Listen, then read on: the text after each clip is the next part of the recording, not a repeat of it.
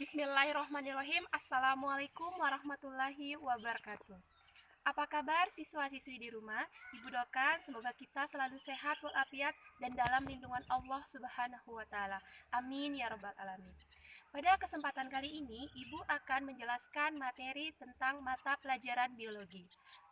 Ibu harap sebelum kalian memulai pembelajaran, kita mulai dengan berdoa. Semoga apa yang kita pelajari di dalam video ini bisa bermanfaat bagi kita semua. Oke, mari menyaksikan video pembelajarannya. Baiklah, sebelum kita mulai pembelajarannya, marilah kita berdoa bersama-sama. Bismillahirrohmanirrohim. Raditu billahi robba, wabil islami dina, wabi muhammadin nabiyya wa rasula, Rabbi sidni ilma, warzukni fahman. Amin. Gerak pada tumbuhan. Pada kesempatan kali ini kita akan membahas tentang gerak pada tumbuhan. Nah, menurut kalian, apakah tumbuhan itu juga bergerak?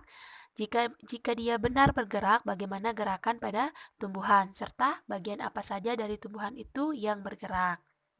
Ternyata, jika kalian mengamati dengan seksama, bagian tumbuhan juga melakukan gerakan. Misalkan pada tumbuhan putri malu, ketika daun tumbuhan putri malu itu disentuh, maka daun putri malu itu akan menutup. Nah, gerak menutup daun tumbuhan putri malu itu merupakan respon terhadap adanya rangsangan. Arah menutupnya daun akibat rangsangan adalah tetap meskipun diberikan rangsangan dari arah yang berbeda.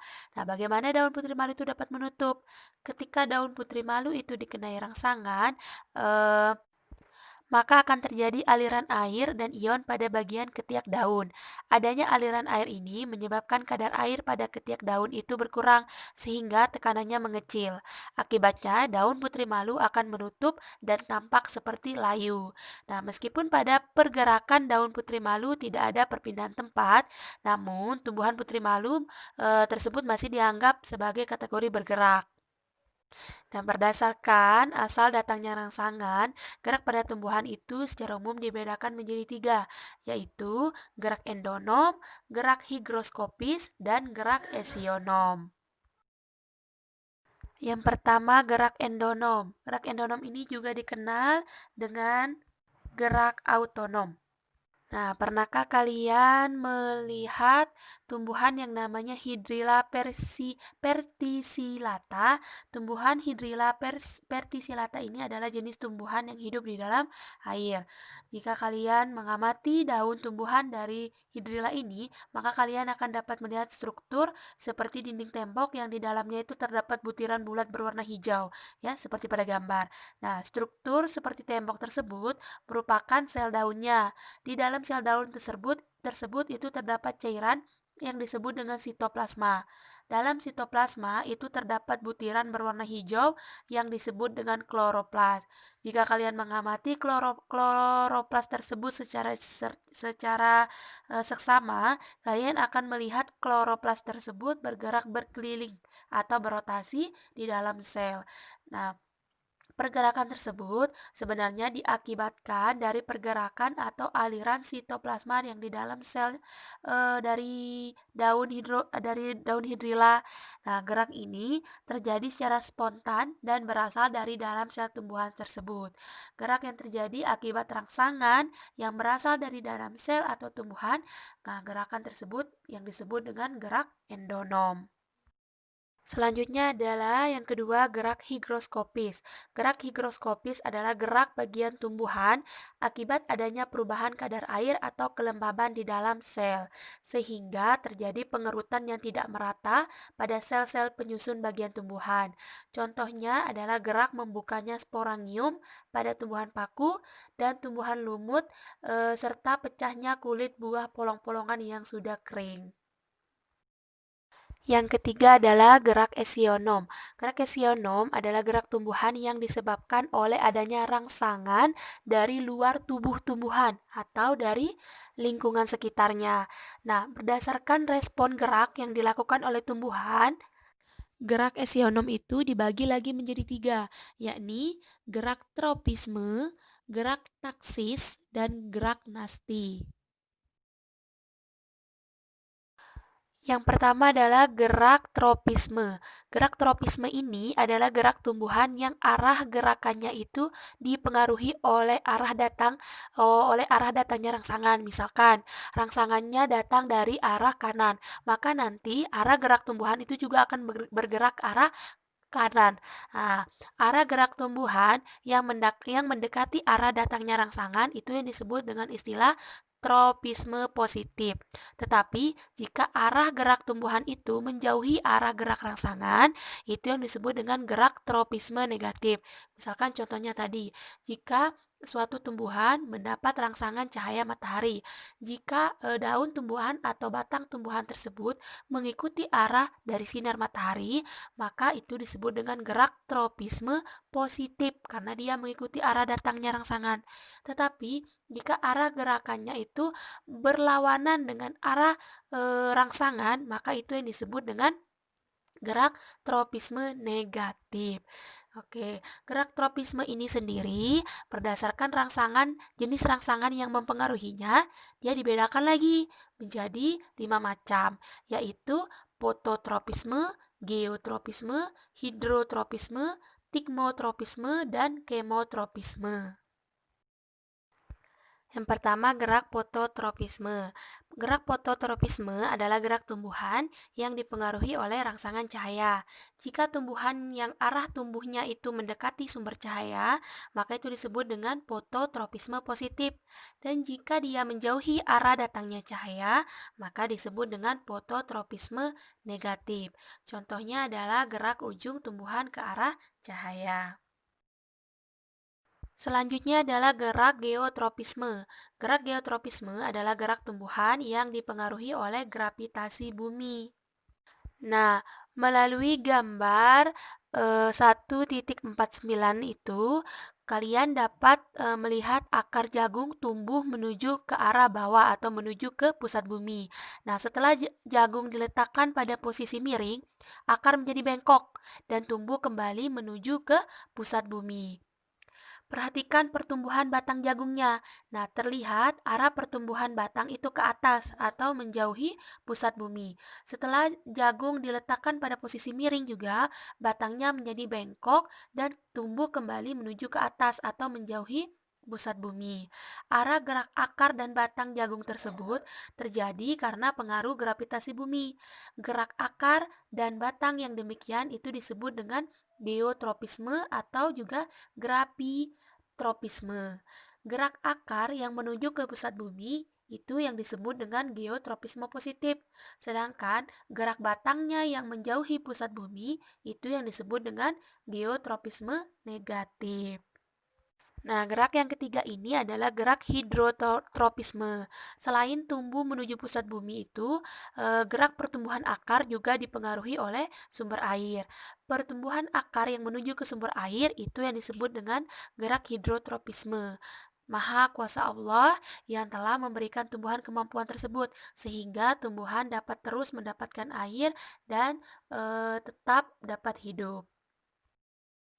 Yang keempat, gerak tigmotropisme atau haptotropisme. Gerak tigmotropisme ini adalah gerak melilitnya ujung batang tumbuhan akibat bersentuhan dengan ajir atau batang tumbuhan lain. Nah, beberapa tumbuhan seperti mentimun, kacang panjang, labu, anggur, dan markisa itu memiliki organ tambahan yang disebut dengan sulur. Jika kalian perhatikan gambar 1.50 itu, pada gambar tersebut terlihat sulur yang melilit pada suatu batang. Nah, tentu ada rangsangan yang mempengaruhi gerak sulur tersebut, yaitu sentuhan.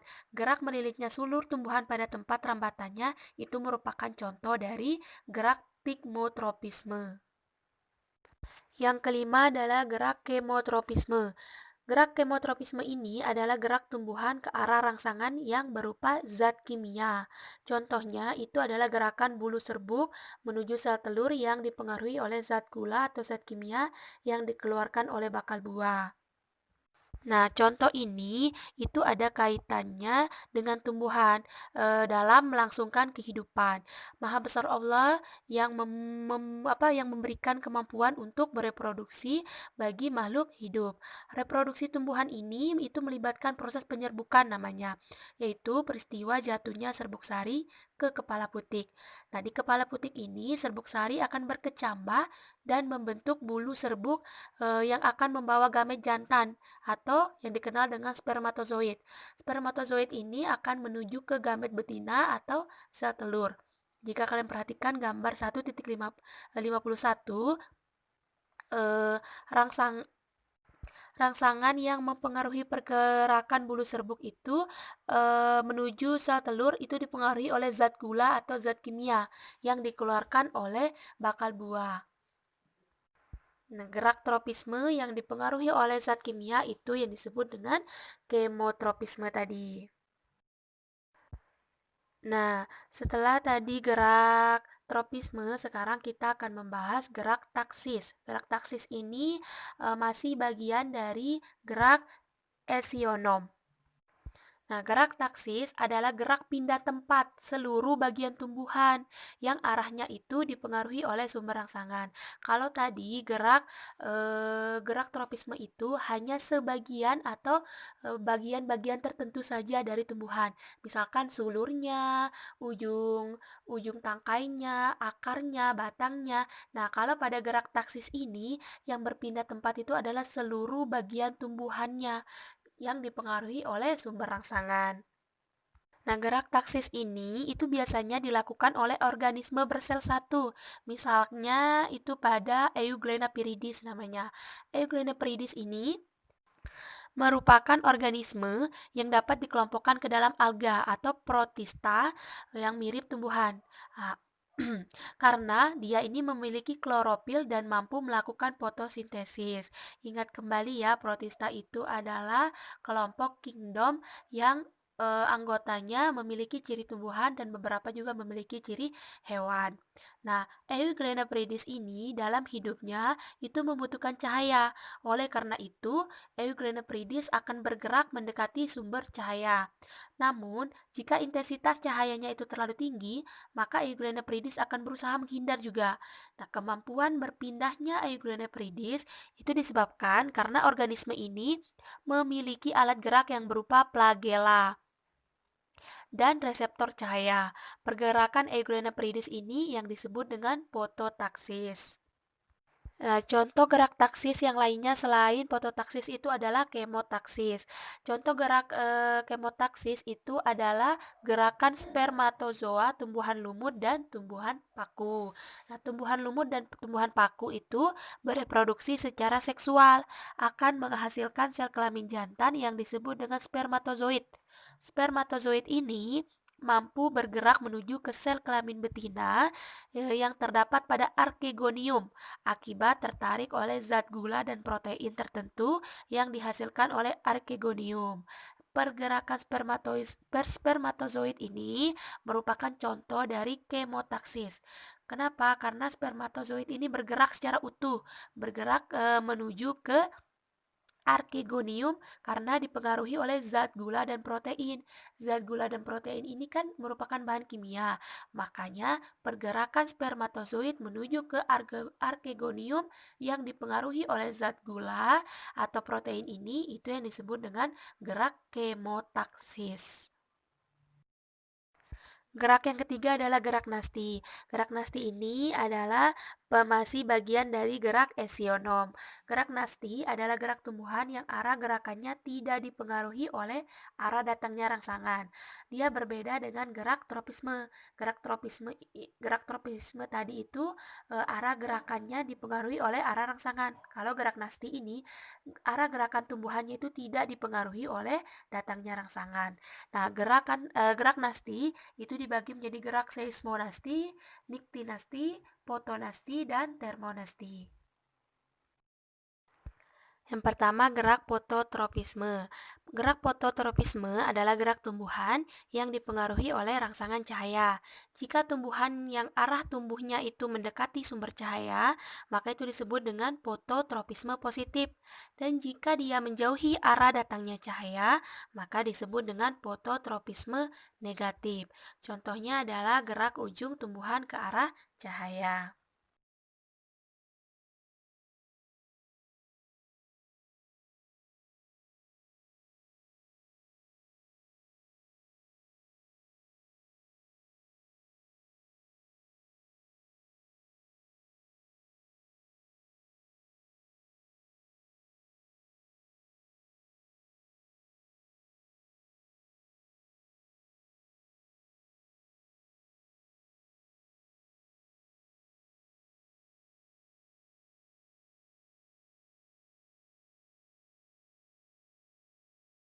Yang ketiga adalah gerak fotonasti. Gerak fotonasti ini adalah gerak pada tumbuhan yang dipengaruhi oleh rangsangan yang berupa cahaya matahari. Contohnya adalah Mirabilis jalapa. Bunga Mirabilis jalapa ini dia akan mekar jika terkena dengan sinar matahari. Gerak yang keempat yaitu gerak termonasti. Adalah gerak pada tumbuhan yang dipengaruhi oleh rangsangan yang berupa suhu. Contohnya adalah bunga tulip.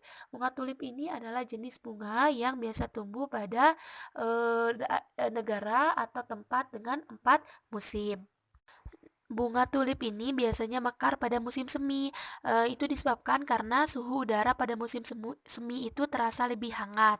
Nah, gerak mekarnya bunga tulip pada musim semi ini yang disebut dengan gerak termonasti. Sampai sini dulu penjelasan Ibu tentang materi pembelajaran kali ini.